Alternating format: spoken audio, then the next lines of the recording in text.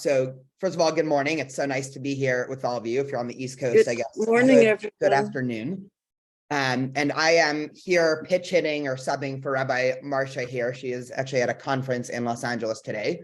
But I am so excited to be here with you and to explore some of the wider questions about this Mahloket Matters curriculum, and just a couple preliminary thoughts that, I had done the Mahloket Matters curriculum actually 2 years ago. I was doing a fellowship with Pardes, so I'm sort of very familiar with the curriculum. And it's actually one of my favorite Jewish curriculums that I get to teach, because I think that the idea of Mahloket, defined as debate for a higher purpose or tensions or things like that, it is one of the ways that I like to view the world.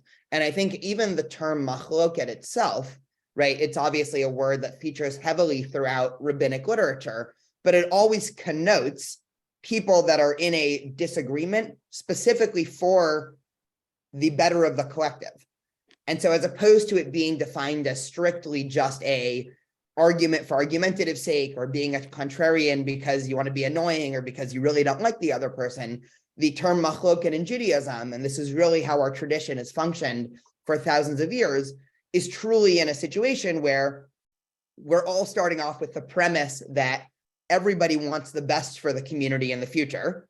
We're all one community. Yes. And as I told a bunch of students a couple of weeks ago, one of the foundational definitions of Jewish community is not that we all agree on everything, but it's specifically, we all have a similar goal and we have 100 different ways of getting there. And the thing that keeps us a community is after we spend the day or weeks debating and talking and having tough conversations, we all then join together to have Shabbat dinner together. And that's what creates Jewish community, much more than the idea that, okay, we're going to talk about fundamental issues about philosophy and politics and religion, and hopefully we'll all agree. It's specifically through our disagreement that we come to bolster community. Sheila, did you have something to say? It's relevant, but it may not be. Yesterday, we saw the film Women Talking, and that's exactly what this film was about. These women coming together and trying to figure out what is best for them individually, but also for the greater good of the women in this community, this Mennonite community. It's like spot on exactly what happens in that film. Oh, I love that. Yeah, thank you so much for that anecdote. Yeah, I mean, it really is something, just from a bird's eye view of Jewish history, and then we'll zoom into, we're going to be talking about a story in the Torah today that deals with some of these tensions, and then two modern political cases that deal with the tension that I'll bring up in a second. But you really see, I mean, one of the most interesting things about Jewish history is there's been collectively 0 times throughout our history that the entire Jewish people have unanimously agreed on something. I mean, from the second, I mean, if you think about it, from the second we left Egypt and we became a nation, you had some of the community sitting there saying, I don't know, Egypt was pretty great. And then other parts of the community saying, no, onwards to Israel. And, obviously those tensions never stopped. And so you can always sort of read Jewish history as different views, different tensions. And I don't think we've remained a community despite having different opinions. I think we've actually remained one community because we foster an environment where different opinions and different views can thrive, because that's human nature. And everybody is different. And, in more Jewish theological sense, every human has been endowed with, we call it B'Tselem Elokim, right? The divine spark that gives us the ability to be conscious and to deeply think about issues and to feel others' pain. And so because we're all created uniquely, we're also all going to have unique approaches to problems. And so trying to shove everybody into one monolithic answer has never been the Jewish way. And, there's countless stories. I can go on a tangent for the next hour talking about all the fun biblical stories, right? I'll just name one because we should get to our material. But, for instance, the most central Jewish interpretation of the Tower of Babel story is exactly this question. There's an interpretation of the Tower of Babel, right? If we go back to that story in Genesis 11, right, where we're going back a long time ago, the story starts by saying, there was one universal language and there was one culture, and humans said, let's build one tower. And so the dominant Jewish interpretation is there were people that tried to say everyone should be the same. There should be one language, one culture, one set of ideas. And the whole point of the story is God explicitly saying, that's actually not how I want the world to be run, right? The world was not meant for everybody to think, to act, and to do the same thing. The world and society and groups are much richer when we have diversity of expression, thought, culture, background, and all of these things. And so this gets us perfectly into this wider Mahloket Matters, because again, the word Mahloket connotes this exact same thing in a Jewish philosophic sense, the idea that there is truth to be found on opposite sides of issues, as tough as it might be to hear out those opposite sides. So in introducing the topic for today, the sort of big question that we're going to think about, and we'll have, again, one story from the Torah and then two modern case studies that are going to lead us to very different sides of the conclusion, is the story of Jacob going and reconnecting with his brother Esau. And so just to give a very quick 2-minute background biography to Jacob and Esau. Jacob and Esau are obviously twins. They appear halfway through Genesis, right? They're the children of Isaac and Rebekah. And these two twins are characterized as from a very young age, right? They're even fighting in the womb, and they grow up and they have very different temperaments, right? Jacob becomes the man that likes to stay in the tent. And, he's depicted, at least in rabbinic literature, as liking to sit there and studying books all day. Whereas Esau, his brother, his twin brother, is depicted as a hunter, right? He's somebody who likes to be outside in the field. And immediately, right, we're told of this tension between these two brothers. And it only gets worse as they grow up. And the pivotal point of their childhood comes in this fascinating story where Jacob pretends to be his brother Esau and tricks his dad Isaac into giving him the blessing that was privileged for the firstborn. And even though they were twins, Esau was born a couple seconds before Jacob. And so at the end of this story, and this is all background to getting into our source today, Jacob runs away and he ends up spending about 20 years separated from his brother Esau. And all of a sudden now they begin to reconnect. And this is one of the most dramatic stories of the entirety of the Torah, because you can imagine the emotions that are floating around, right? Jacob had fled from his brother 20 years earlier after a fight where his brother said that he wanted to kill him. And so the tensions are obviously twofold, right? The fact that his brother is coming to meet him either connotes that he means him ill will, right? Perhaps his brother has been waiting for the perfect time for revenge and is now marching towards Jacob's camp in order to cause harm. Or perhaps his brother has realized, okay, now we've grown up, we're not teenagers anymore. Perhaps now is a time to make up and make peace and to put all of that ill will behind us. And so I want to share my screen and we can go over some sources and then hopefully have a nice conversation about this that'll then lead us into some contemporary modern cases. Would anybody like to read? We can read in the new JPS translation.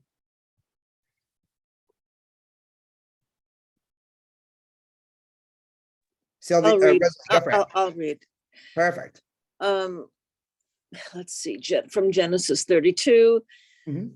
Jacob sent messengers ahead to his brother Esau in the land of Seir, the country of Edom, and instructed them as follows.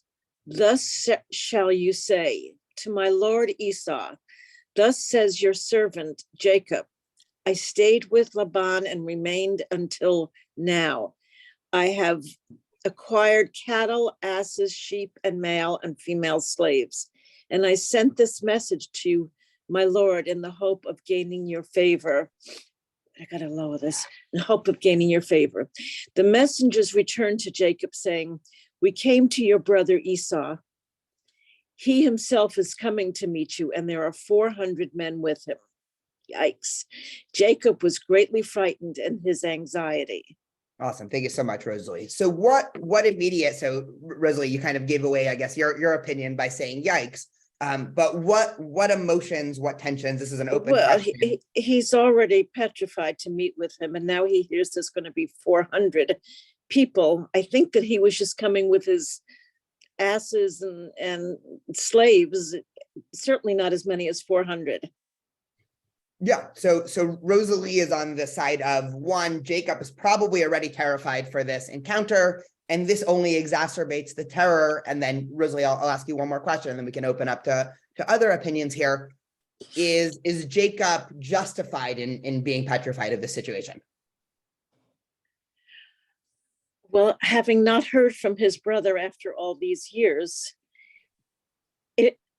I would have, if it were me, I would have a lot of anxiety myself if I didn't speak to one of my siblings after all those years. So I think that he is. Okay, yeah, 100%. That's totally a valid, reasonable interpretation. Anyone else? Is anyone on the other side? Is anyone reading this and, critical of Jacob's reaction to the situation?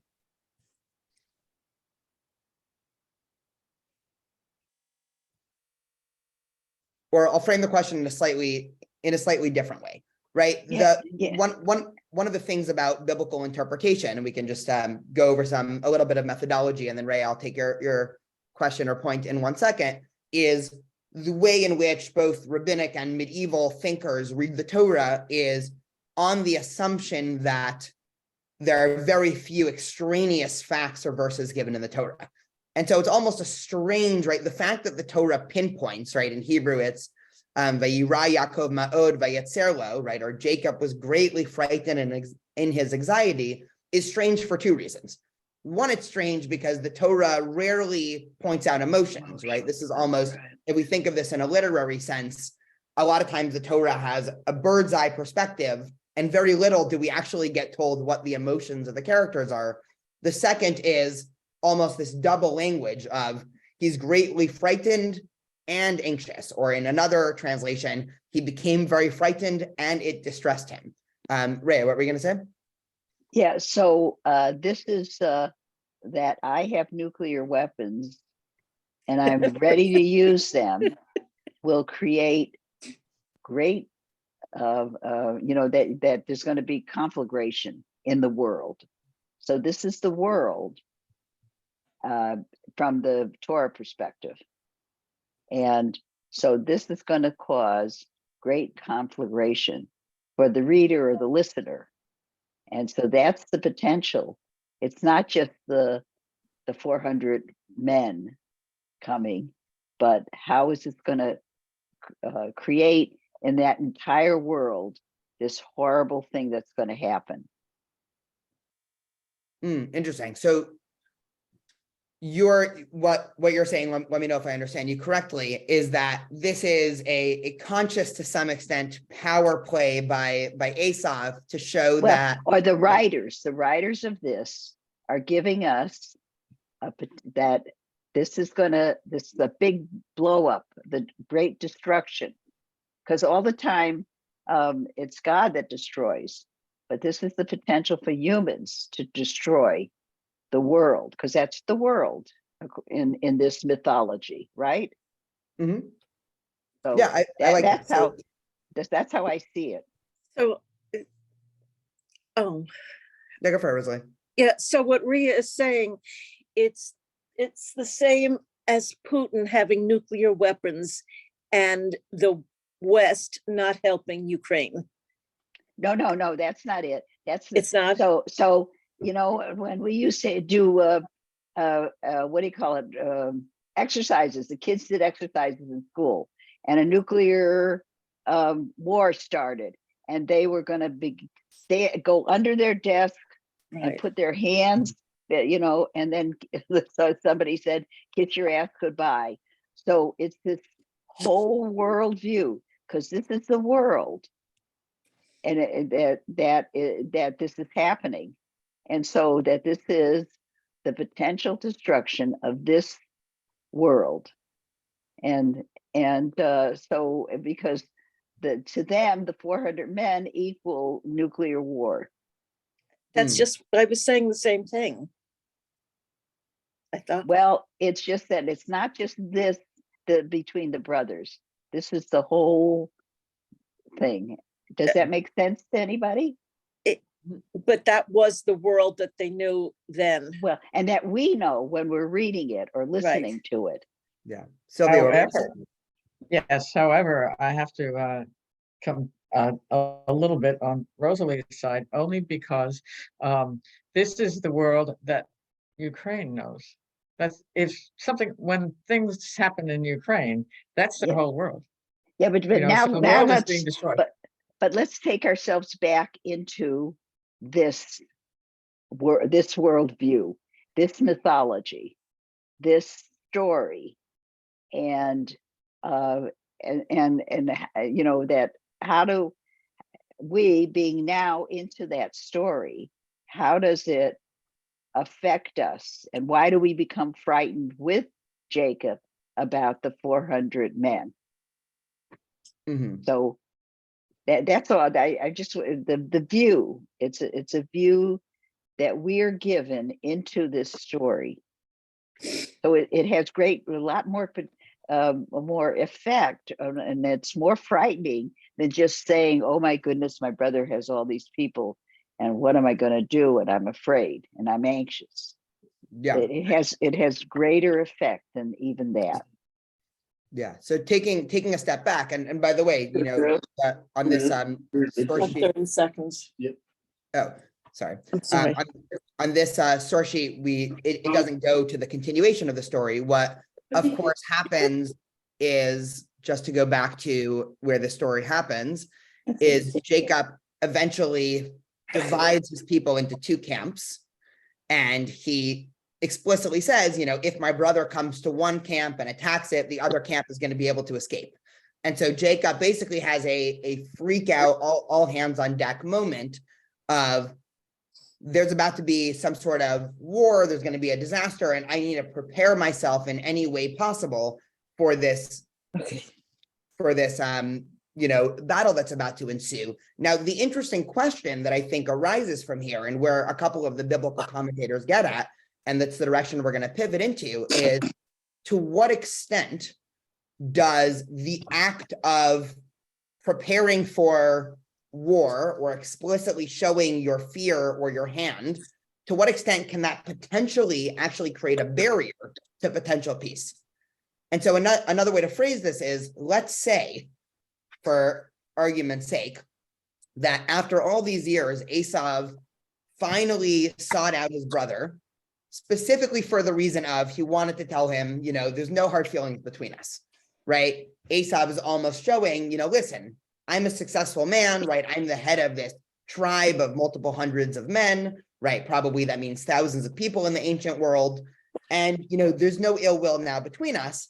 And all of a sudden, if he sees his brother preparing for all of these acts of war, how can that potentially hurt this future relationship? Go in your house. Go in your house, see. Good girl. Sorry, I think there are some people on Like this. unmute. Here, I'm gonna. Perfect. So I wanted to go over a couple of biblical commentators, right, that take opposite sides to this question, and I'm curious who we identify with more. So we get to now go into the late medieval era here, and our first commentator is going to be the Abarbanel, who was a famous Sephardic Jewish interpreter. And here is how he wants to frame the situation. So listen to how the Abarbanel frames this. So he says, when the messengers say to Jacob, and he is coming towards you, he says, it seems from the messengers that they did not know Esau's hatred towards Jacob. So when they went to him and spoke to him regarding their mission, he replied to them, behold, he is coming towards you. And they thought that he was coming towards him to honor him. And because of this, they went back to Jacob saying, we came to your brother, to Esau, meaning, why should you call him my master, right? It's a play on words, the fact that they're highlighting the fact that Jacob initially refers to Esau as my master.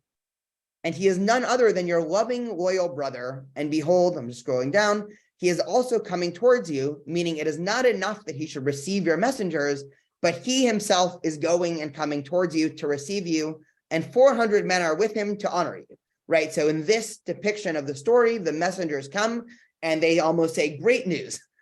Not only is your brother excited to meet you, but he has organized an entire parade of people to come and honor you. But what happens? But Jacob, who knew the truth and knew about Esau's wickedness, he alone was not convinced of this matter, and he was afraid of his coming and concerned about the 400 men he was coming with, because he knew that he was coming for the purposes of war. And so the Abarbanel says two things that I want to highlight, and then we'll take Alan's question or comment. One is that the messengers are now being depicted as almost a third party that are seemingly oblivious to what's happening, right? These are messengers that don't know this history or aren't exactly sure. And the Abarbanel is seemingly justifying Jacob's fear, because he's saying, when he says Jacob knows the truth, he says Jacob was not tricked by this situation. He knew that Esau came and meant harm. Alan, go for it. Yeah, I'm sorry, I had to step away. Did somebody, actually, it's in there, I'm sorry, 2741. And I was just checking because that's the narrator. We also get the same thing repeated by his mother, although she has a bias. Yeah, I like that. Can you explain a little bit more in terms of how that then affects this situation? Well, so we have 27:41, and Esau hated Jacob because of the blessing which his father blessed him. And Esau said in his heart, when the days of mourning for my father are at hand, then I will slay my brother Jacob. And these words of Esau, her elder son, were told to Rebekah, and she sent and called Jacob, her younger son, and told him to get out of town because he's planning to kill you. Yeah, exactly. So Alan is sort of going back to the beginning of the story, and you're 100% right. Right. The last time Jacob and Esau interacted with each other was, of course, Esau literally chasing Jacob out of the city, saying, "I'm going to kill you," and Jacob's mother basically saying, "Your brother means business. You should probably leave."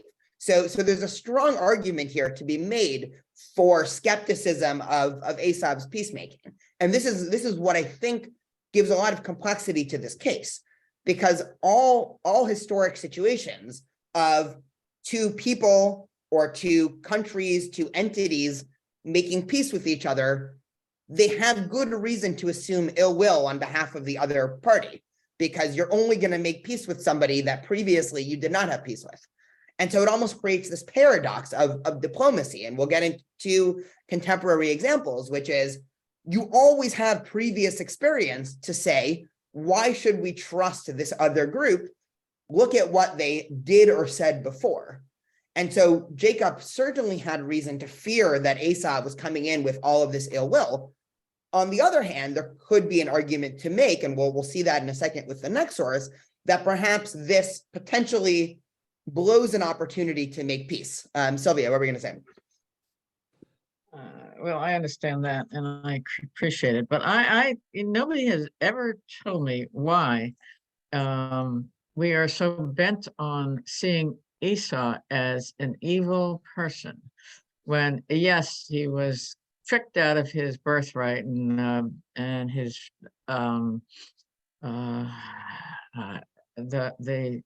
the promise of the blessing and stuff like that. So he's pissed off. Sorry, he was ticked off. Mm-hmm. And lots of kids go and people go into rages when things like that happen, but doesn't mean that they harbor them for 20 years. And in fact, Esau stayed home and took care of his mother, who also tricked him. So I'm thinking that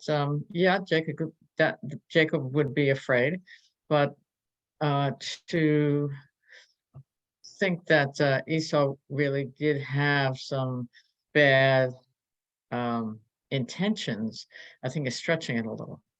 Yeah, I like it, Sylvia. And so we really see emerge, two completely different readings here, which is, of course, exactly what happens in Jewish tradition. Sylvia's commenting on this wider trend of a lot of rabbinic literature depicting Esau as the essence of evil. And it is really interesting how, the Esau Jacob story, of course, extends over multiple chapters, and there's a lot of different sections. And so, we obviously can't, explore the whole thing right now. If actually anybody is curious, I wrote one of my papers when I was in grad school. One of my big term papers was actually specifically on the Jacob-Esau relationship and how to view it both as Esau as a terrible person, and actually one read of Esav as completely vindicated and this sort of poor guy who keeps getting tricked. And this story basically is one of those cases, because the Torah does not give the background as to what these 400 men are doing, right? And so you really could see two completely different cases emerge, right?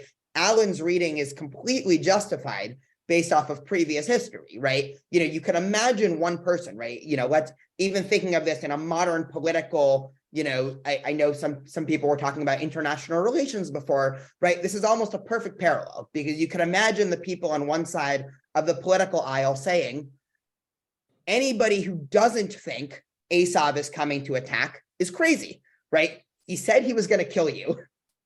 You ran away. This is the first time you're going to meet up with him, and he has an entire army, right? All the writings on the wall, right? Only a you know, whatever term you want to use, only somebody who's not thinking can think, oh, well, you know, let's not be an alarmist here. On the other hand, you could imagine another group saying, listen, they were 14 when Esav chased Jacob out of the house, and what 14-year-old set of brothers don't get into fights and say hyperbolic things like, I hate you so much, I'm going to kill you. You know, that happens, you know, probably every day in the rivalry of two twins who grew up very close to each other. And all of a sudden, now they're adults, they're grown-ups, and, you know, perhaps the messengers come back and the messengers are saying, hey, listen, Esav's men aren't equipped for war, right? They're coming with banners and flags, and right, this is almost looks like an honorable parade. What are you so worried about? Alan, were you gonna say something? Yeah, I just want, in support of that, we see there's textual support for Esav being emotionally precipitous and exaggerating. In chapter 25:32, it says, here I'm about to die, and what good is the birthright to me? Yeah, 100%. And so Alan, it's you're almost you're luring me to some extent to talk about that more, because I actually really love this case, even though it's a bit of a tangent. So I'll just say, you know, one of the really interesting ways to read this story, right? So the sort of one of the foundational narratives in this wider story is the famous story of Esav coming back from hunting, and Jacob is cooking this lentil stew. And Esav basically says, you know, give me some of that lentil stew. And Jacob, of course, says, I'm only going to give it to you if you sell me the birthright, right? So arguably not such a nice thing to do. And Esav's response is, he says, I'm about to die. What use is the birthright to me? Now, again, two completely different ways to view that. Is Esav literally about to die, right? Is this a story of somebody who's been out in the fields for a week or a month and is so famished that if he doesn't get food, he's literally going to die, and his brother, by withholding the stew from him, is committing a moral atrocity?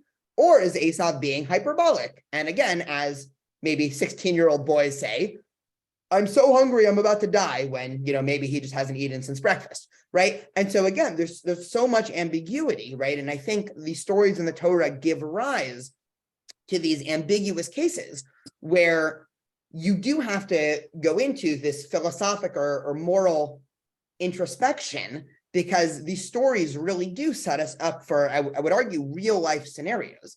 And so just to go on to flip to two modern examples, and these are two somewhat provocative modern examples, and modern examples that, again, lead us to drastically different conclusions. And again, the point of these two cases is not that everybody should, you know, end in 40 minutes when we stop for the day and have a better read on how to interpret current international political issues, right? I think that's a little bit beyond the scope here. It's rather that when faced with other individuals in our society that interpret international political issues or local political issues differently, we say, even if we disagree with their read of what's going on, we actually do think, okay, I do see how it's plausible that you see the situation like that. Let's talk about it, instead of me saying, well, it's only because you're an idiot or immoral that you think that way, right? So half of us can be on team Esav as this terrible, wicked man about to come attack, and half of us can be on team give Esav a chance. And neither of those positions is born from ignorance or immorality. They're born from different understandings and different analysis of the situation. And in order for any society to push forward, right, there has to be a way for those two sides to talk to each other, because there's always going to be these two sides, because life, just like, the Torah, is always somewhat ambiguous. So the two current, or not current, 20th century examples, and these are, again, somewhat provocative, is there was this famous speech given by Neville Chamberlain, right, of course, the British Prime Minister in the 1930s, where he talks about the fact that we should give Europe a chance, right? Give Germany and Hitler a chance, right? And again, post facto, we can read the situation and realize how woefully incorrect he was, but let's at least read the source. And then, of course, we'll look at another political situation from the 20th century that has the exact opposite conclusion. Would anybody like to read this speech?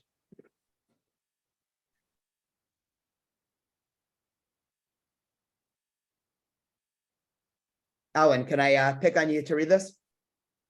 Sure, I'll channel Neville. We, the German Führer and Chancellor and the British Prime Minister, have had a further meeting today and are agreed in recognizing that the question of Anglo-German relations is of the first importance for our two countries and for Europe. We regard the agreement signed last night and the Anglo-German naval agreement as symbolic of the desire of our two peoples never to go to war with one another again. We are resolved that the method of consultation shall be the method adopted to deal with any other questions that may concern our two countries, and we are determined to continue our efforts to remove possible sources of difference and thus to contribute to assure the peace of Europe. Great. So, Alan, would you like to give a 10-second summary of what you just read? Negotiation is most important. He's quoting both sides as not wanting to go to war again, remembering World War I. And he's buying a pack of lies. Right, exactly, right. So almost in this Jacob Esav metaphor of, yes, I know we've had our rough past, but he seems really genuine here, right? Maybe we should trust. And this almost, I mean, not almost, this explicitly highlights the potential, both personal and ethical danger in being too trusting, right? And this is a real tension, right? It's a real tension in diplomacy, again, whether we're talking big picture countries and World War statures, or even in interpersonal relationships, right? There is a potential pathology in being overly trusting. And perhaps, right, one read of the Jacob Esav situation is Jacob is completely justified in all of these preparations, because the point of the story is to teach you there's a limitation to how much you should be trusting, and there actually are times where you need to have your guard up. Again, we'll contrast that with a different situation in a minute. Sylvia, I see you have your hand up. There we go. Thank you. I think there's another slightly different read of this from the perspective of history, is that I think that Chamberlain sort of in a way closed his eyes to the reality, because he knew that England was not prepared for war. They didn't have the equipment that Germany had, and they didn't want to go to war yet. They wanted to play for time. I don't know that Chamberlain ever wanted to go to war, but I think you're going to see in a minute that other people had a more realistic view of it. Yes, 100%. Yeah, and that gets us here. While you're on mute, would you like to read the Anthony Eden, the British Foreign Secretary's comments on this? I would be happy to, thank you. The hardest thing for me during that time was to convince my friends that Hitler and Mussolini were quite different from British businessmen or country gentlemen as regards to their psychology, motivations, and modes of actions. My friends simply refused to believe me. They thought I was biased against the dictators and refused to understand them. I kept saying, when you converse with the Führer or the Duke, you feel at once that you are dealing with an animal of an entirely different breed from yourself. Thank you, Sylvia. So just in our Jacob Esav framework, right? You can say, right, and perhaps it's a completely valid interpretation and moral position to say, under no circumstances should you trust Esav. Esav can repent all he wants. He can shower you with as many gifts. He can be as honorable as he wanted, right? You should never trust this guy, right? He is rotten to his core, and there's almost no hope to him, right? And perhaps that is a morally valid position, because there are times in life where you're dealing with situations where let's just talk a little bit more, let's just engage in a little bit more diplomacy is an erroneous position. And right, this is probably one of the most politically explicit examples, but in our own lives, again, we have countless interactions, again, both on big picture and smaller individualistic relationships where this idea and the inherent truth of this idea is borne out. Now, to contrast this with a completely different scenario, we'll get to another case study that I'll just introduce the background to you before we read any of the sources. So those who are familiar with Israel's history from 1948 to now knows that in the first 25 years of Israel's existence, there was 4 to 5 different wars with Egypt. And so, right, thinking about Egypt in the early 20th century, just a little bit of political background, right? Egypt positioned itself early on in the 20th century as sort of the center of the pan-Arab nationalistic war. One of the foundational ideas within the pan-Arab community when it existed was attack Israel at all costs. And so Egypt as a country, right, from the inception of really Zionism, but specifically once Israel was born in 1948, made it one of its core missions to destroy Israel. Practically, this meant Egypt attacked Israel in 1948 during Independence War. Israel and Egypt had a series of skirmishes back and forth in the 50s. Egypt again attacked Israel in what's now known as the Six-Day War in 1967. Then 6 years later, Egypt attacks Israel again in what's now known as the Yom Kippur War. And so over and over again, right, between 4 and 5 different wars between Egypt and Israel. All of a sudden, in the mid-1970s, again, just years after Egypt runs this destructive war against Israel, Anwar Sadat, right, the head of Egypt, who was the head during 1973, all of a sudden is engaging in negotiations with Menachem Begin, who was the then prime minister of Israel, basically hinting at the idea that Egypt and Israel want to make peace. And you could imagine the stakes of this situation. One of the things that happened in 1973 was that Egypt tricked Israel into going to war, right? Egypt was basically saying, no, we're not going to attack, don't worry. They were sort of bluffing through international channels. And so everybody in Israel, including and especially leadership, had a high number of reasons to be explicitly skeptical of Egypt's willingness to make peace. And so we read, again, the chief of staff, Mate Gur, who of course was the IDF chief of staff for many years. And I'll just read this because it's a short quote. So what he says is, it should be clear to President Sadat that if he's planning another fraud like the Yom Kippur War, his intentions are clear to us. We know the Egyptian army is at the peak of preparations to begin a war against Israel by 1978, in spite of Sadat's announcements about his willingness to come to Jerusalem. And so the interpretation is, right, all of a sudden Anwar Sadat is saying, oh, I'm going to come visit Jerusalem, we're going to engage in these peace talks, right? And again, in the Jacob Esav paradigm, you can say, this is only going to end bad. He's trying to trick you. He's trying to lure you in with kind words. And this, of course, is going to end terribly for Israel. There's a series of articles. I'm trying to figure out exactly where this was, maybe a little up here.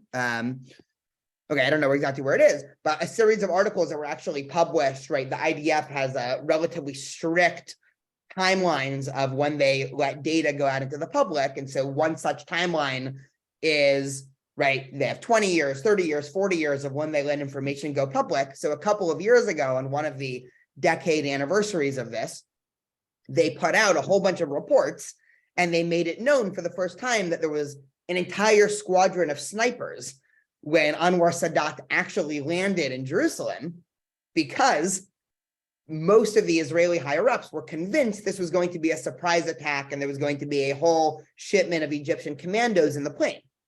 Now, of course, what actually happened, right, and you can read in Menachem Begin's, basically his retort to this, is he says, there are some who are warning us of dangers in Sadat's visit. I cannot dismiss this.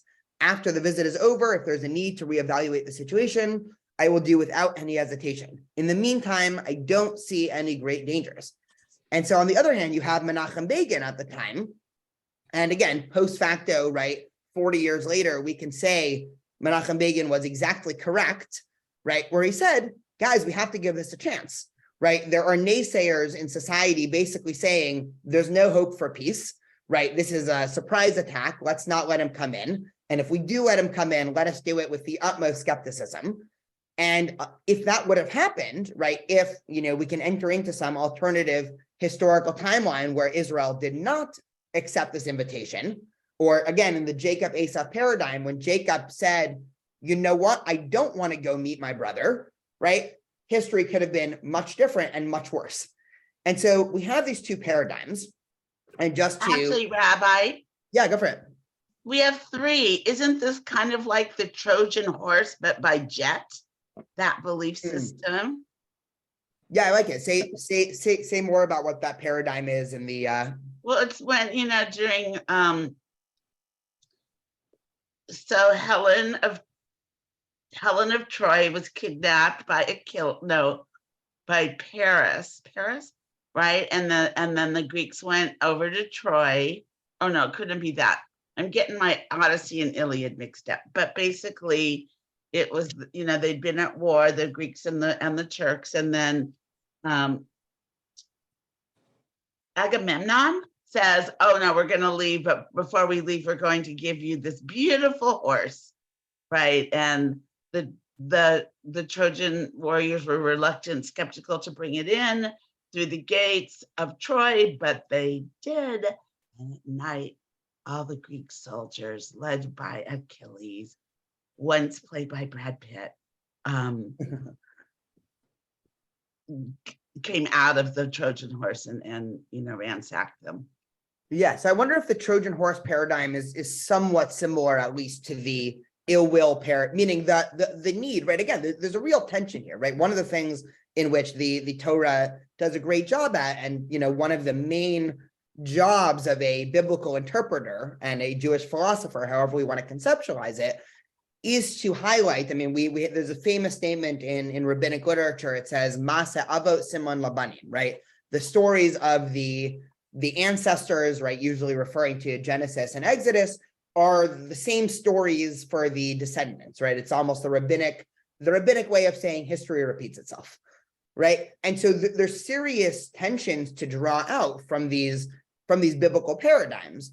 And so, right, again, it all gets to the situation. Sheila, I really like what you said, because this could be, right, Esav, who seeming like, you know, it looks like he's holding a parade, and all of a sudden, right, this can be a Trojan horse type situation where, you know, you lure them in, and then at the last moment, you basically attack, right? And this is, of course, what people were worried about when Anwar Sadat visited Israel, right? Specifically, right here, right? So the US National Security Council member says, we knew that the Israelis were ready with snipers on the airport rooftops because they were afraid Sadat was deceiving them, and he had Egyptian commandos on the plane with him who would attack and assassinate Israeli leadership. But at that point, Sadat was in the air. They knew everything was in order. Even Barbara Walters from ABC News informed the Israelis in advance that there was no cause for concerns. And so this was an extremely tense moment. I mean, you can, you know, read all of these different, you know, takes. You know, what's interesting to be able to read this 40 years later is all of the perspectives from different people who were writing the day after and what they were thinking while this, again, this moment of a country that you had just been at war with 4 or 5 times in the last 25 years, all of a sudden making peace. I mean, virtually everybody who was on the ground that day had been at war with the other side. And so this was an extremely tense situation. And so in the Jacob Esau paradigm, again, it makes 100% sense why Jacob might have feared his brother Esau. On the other hand, if Jacob completely escaped, and where we're going to go in a second for the last 10, 15 minutes is to kind of talk about what ended up happening in this wider arc of the story of Jacob, he could have lost an opportunity to make peace.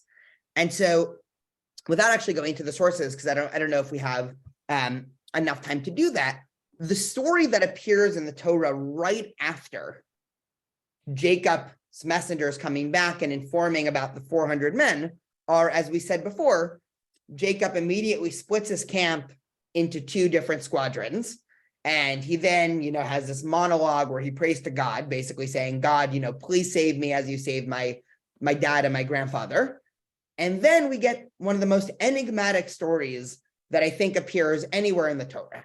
And that story I actually do want to read.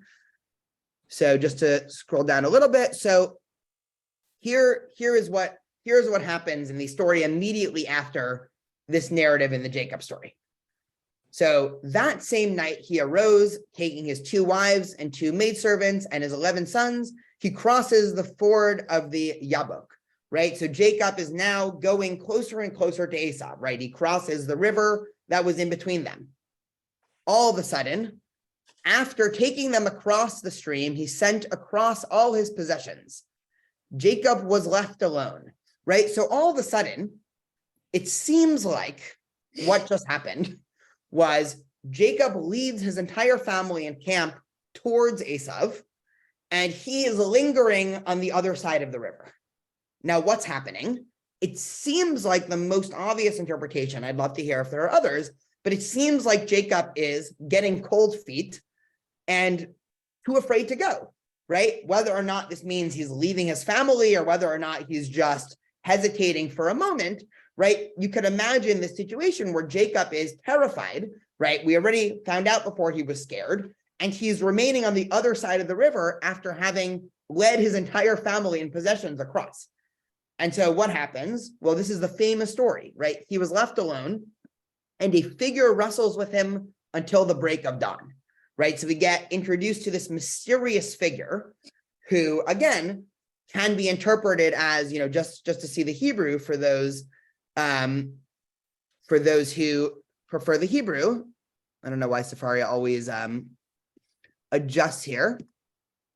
So it says, Vayivater Yaakov levado, right? Yaakov was left alone. V'abek ish imo, right? And a man, right? An undescript man meets him or wrestles with him ad alot hashachar, right? Until the sunrise of the next day. And so all of a sudden we're getting introduced to this, right? This is one of the most, right? Somebody said mythology before, right? This is one of the most classic stories in Jewish mythology, because all of a sudden Jacob, who has all of these fears and this tension in his head about whether or not he should trust Esau or not trust him, all of a sudden it seems like he's running away, and he begins to now wrestle with this mysterious entity, right? What happens? When he saw that he had not prevailed against him, right? And again, if this sounds confusing to you, it's because it is. And what I mean by that is there is no understanding, right? It's very hard to figure out who's the he, right? It says, Vayira ki lo yichal lo vayiga b'kaf yirecho, right? It uses the word he 3 different times and doesn't tell us who the he is. Is he this mysterious man, or is he Jacob, right? He saw that he could not prevail against him, right? So somebody couldn't prevail against somebody else. He wrenched Jacob's hip at the socket so that the socket of his hip was strained as he wrestled with him. He then said, again, we don't know who the he is, let me go, for dawn is breaking. But he answered, I will not go unless you bless me. Said the other, what is your name? He replied, Jacob. Said he, you should no longer be called Jacob, but Israel, for you have striven with divine beings and humans and have prevailed. Jacob then says, please tell me your name. but he says, you cannot ask my name. He took leave of him there. So Jacob named the place Peniel, meaning I have seen a divine being face to face, yet my life had been preserved. Then the sun rose upon him as he passed Peniel, limping on his hip. And the story ends here. And so Jacob, about to come to this cataclysmic moment, right, the climax of the story of him about to meet up with his brother, with all these tensions, with all the skepticism, is suddenly left alone. And again, the interpretation that I've always liked the best, and I would love to hear if there are any others, is this is all happening internally, right? Jacob is undergoing this internal narrative. And again, there's a lot of reasons for Jacob to have this internal wrestling with himself. Because on the one hand, right, he's terrified. On the other hand, right, perhaps this actually is a genuine act by his brother Esav, who's trying to come make peace with him. And one other thing we should know about Jacob, and then we can open this up for some conversation before we do our final source, is Jacob at this point has spent his entire life running away, right? He runs away from his parents' house. He then goes to live with Laban, right? He works for Laban or Laban a couple of years. Then he ends up running away from Laban. All of a sudden now it seems like he's running away from Esav again, right? Jacob has spent his whole life, we can call it, being extremely skeptical of the chance for making peace with others, or trying to always engage in relationships for people that he has intention with running away or extreme skepticism. And all of a sudden, this is now coming to the forefront, and his name is changed to Israel, right? This is actually the etymology of the name Israel, and Israel literally means those who wrestle with God. And so what that means in plain English is those who live with tensions, right? A people that, again, is not a people that always have clear-cut answers.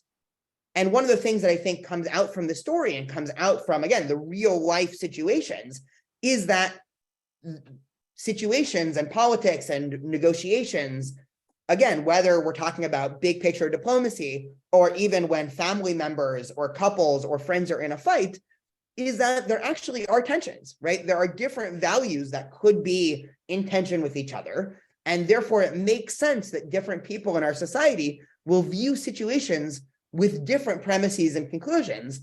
And neither side is necessarily ipso facto incorrect or stupid or immoral, or one of the things. So I'd love to open it up to thoughts. We have one more source that we'll just end off with, but I'd love to hear some reflections, thoughts, questions, comments, any of those things.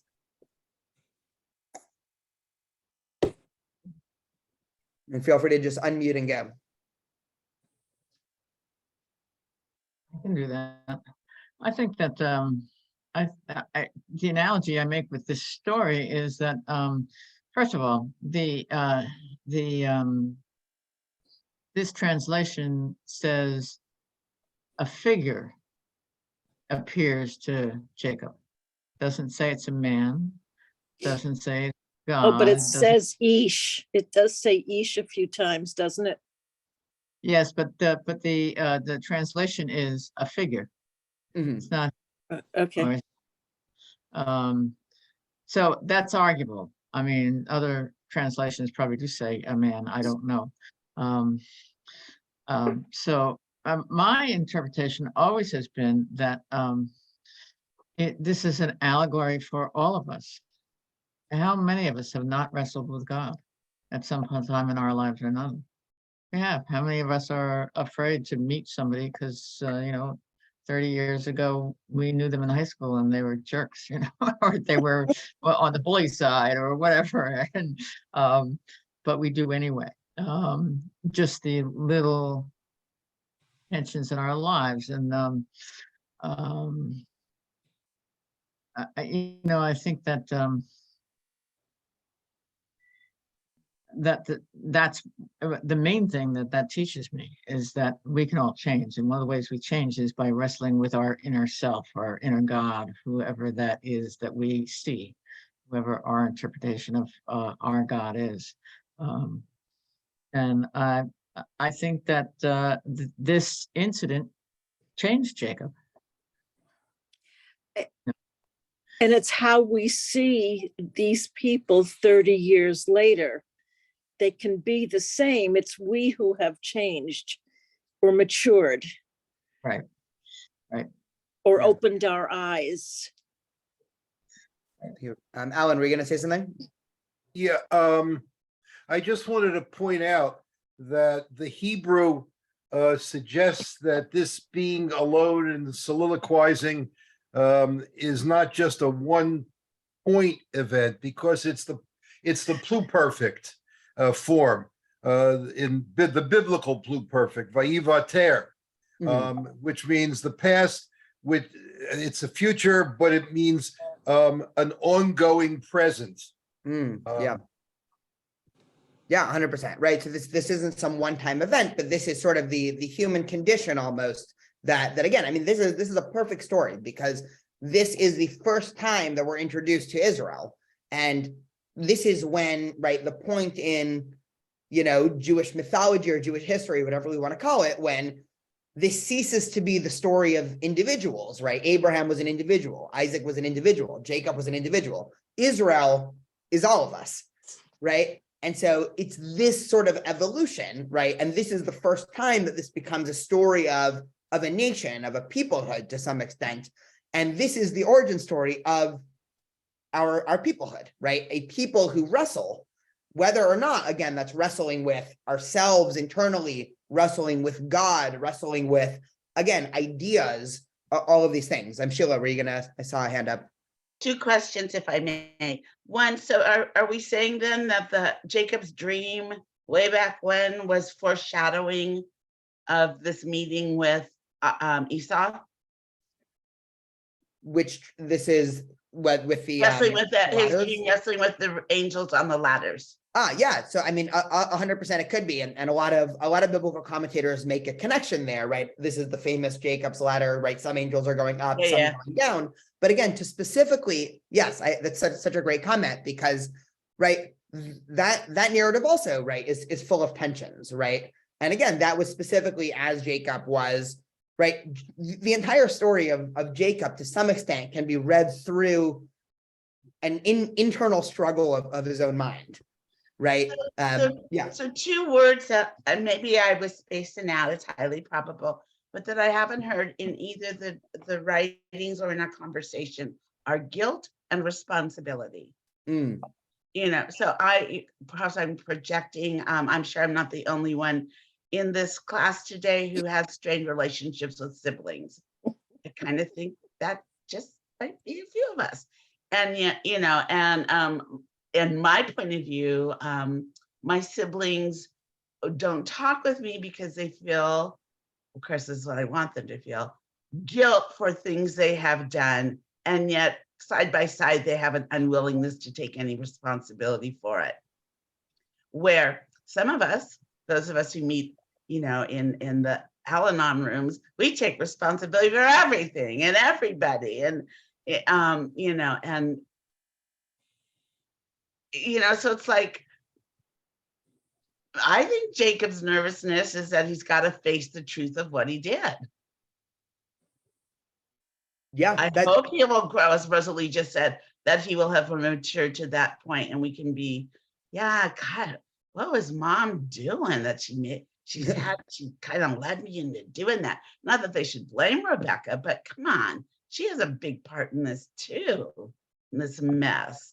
Yeah. Just like Sarah did with Ishmael. It's like, believe me, I'm the last person that wants to blame women or blame moms for what's happened. But where does someone ever in the Torah just come forward and go, dang, I blew it?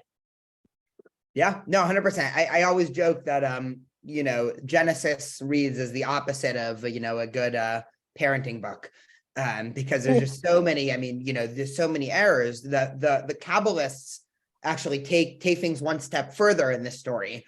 And, we don't have really enough time to dig into this view, but the Kabbalists actually say that Jacob and Esau are 2 sides of the same person. And that this is sort of right, from an early age, they're described as twins and this wrestling. And, Esau obviously in the Torah is an external entity, but, who often acts as a foil to Jacob. But this entire story can be read as again, fully internal to Jacob and who he is, right? Is he the type of person that is the man in the tents who's going to study books, or is he the man of the field who's going to be the hunter and is exploring different tensions for, again, this is the story at the beginning of the inception of really, Bnei Israel, the Israelites, or the Jewish people. Or is it the study of human psyche? I mean, Nietzsche would have said it's the tension between the Apollonian and Dionysian factors inside of us, which are the same. Is it more about we're trying to understand who we are in the soul, and then we project all that onto an entire nation? Yeah, I love that. So just to finish us off, right? We get to end on a nice, to some extent, a cliffhanger, as all good biblical stories do. Let me just scroll down to the end. So when they finally meet, we get this verse. I'll just read it in the Hebrew and then the English, right? Vayeratz Esav likra to, right? And Esav runs forward to see him. Vayifcha behu, right? And he hugs him. Vayipol al tzavarav, right? And he fell onto his neck. Vayishakehu vayivachu, right? And he kisses him and he cries. Now, one of the things that, right, it's not in this copy, but one of the things, if we were actually looking at this inside of a Torah scroll, famously the word vayishakehu has dots on it, right? Yeah. There's a couple words in the Torah that have dots on it, but this is one of the words in the Torah that has dots on it, which means this story is demanding interpretation. And you can already see the two different types of interpretation that come out from the story. And so one such interpretation goes as follows. It's from Genesis Rabbah. And it says the word vayishakehu is dotted. Rabbi Shimon ben Elazar says, hence it teaches that he kissed him with all its heart, right? Why is, right, dotting in the Bible is equivalent to bolding and highlighting? Why is this word highlighted and bolded? It's because this was a genuine kiss, right? Said Rabbi Yanai, if so, why is it dotted, right? He says, no. If it was a genuine kiss, there wouldn't be a need to highlight it. The highlighting might suggest something else. It teaches, however, that he wished to bite him, right? So Esav actually was not coming to kiss him. He was coming to attack him, but that the patriarch Jacob's neck was turned to marble and that the wicked man's teeth was blunted and loosened. Hence, they both wept, one because of his neck and the other because of his teeth. So again, even in the end of the story and the conclusion of the story, right, they finally meet up, right? It seems like this genuine reattachment. Two different ways to explore this. One, really Esav meant ill will, or two, this was a genuine kiss. And just, this will be the last thing I say, then we can obviously have some time for questions or comments, because I see that people have to go in a couple minutes, is what happens at the end of this story, and the end of the Jacob Esav story is actually interesting and a little bit sad. And we don't have time to read this in Genesis, but those who are interested, I highly recommend exploring this. After they meet up, they have a conversation where Esav says, let's rejoin, right? Let's re-become one community. And he says, I'm going to help you, right? I see you have a lot of children, right? I can have my men help you. And Jacob basically is being overly polite. He says, no, don't worry about me. And Esav says, no, trust me, brother. I want to be with you. And again, right, all these tensions at play. Is this genuine? Is he tricking him? Is this a Trojan horse? And finally, Jacob says, you know what, brother? Esav, you go ahead, right? You travel towards Mount Seir, and I'll be a couple days behind you, right? We'll catch up. I'm going to be slow. I have a lot of young children. But don't worry, we'll eventually reconvene and become one peoples. And so Esav says, of course, yes, let's do it.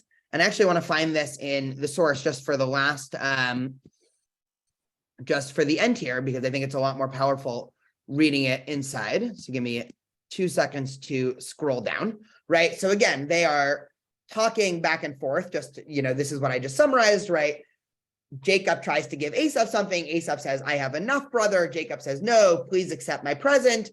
And Esav says, let us start on our journey, right? I'll go at your pace. Jacob says, no, my lord, right? My children are frail and I have a lot of animals. and we can't go far, right? You go ahead of me, I'll be slow, and I'll meet you at Mount Seir. And Esau says, no, no, no, right? They're being overly polite here. Let me assign to you some of the people who are with me. And Jacob says, no, you're being too kind. And so Esau starts on his way out to Seir, but Jacob journeyed on to Sukkot, right, in the opposite direction, and built a house for himself and made stalls from his cattle. So Jacob, instead of doing what he agreed to do and going to meet Esau on Mount Seir, explicitly goes on the opposite way and starts his own journey and his own narrative in the land of Israel. And so the story, again, ends on somewhat of a enigmatic note, because what could have been, right? I think the story the Torah is trying to get at is what could have been if they stayed together. Would this have been an incredible reconvening of brothers who hated each other and made up? And could this have saved, almost to some extent, right? This is a really provocative question. Let me just actually unshare my screen so we can all see each other just for this last minute or two.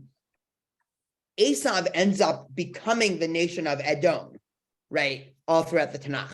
The nation of Edom becomes synonymous with the Roman Empire and subsequent Western, right, mostly Christian Roman world, who, of course, both the Roman Empire and in the medieval ages, the wider Christian world, caused an immense amount of harm to the Jews in terms of destroying the temple in Jerusalem, anti-Semitism, pogroms, the Crusades. And this story, right, ends on a provocative footnote, right? Can this have been stopped, right, to some extent? Or was Jacob completely vindicated in realizing we need to separate because you mean ill will? Or was the ill will caused because of the situation, right? You could only imagine Esau a week later, when he realizes his brother isn't coming, realizes that Jacob tricked him one final time, and that sparks his anger. And so again, this story really gets at, I think, the root of interpersonal relationships. And again, the fact that life is complicated and relationships and diplomacy, again, on a big picture or smaller scale picture is not easy to tease out. Happy to stay for any questions or comments, but thank you so much for being here. This was a lot of fun in terms of a conversation. I was saying I'm on the West Coast here, so this is a great way to start my Monday here. Great.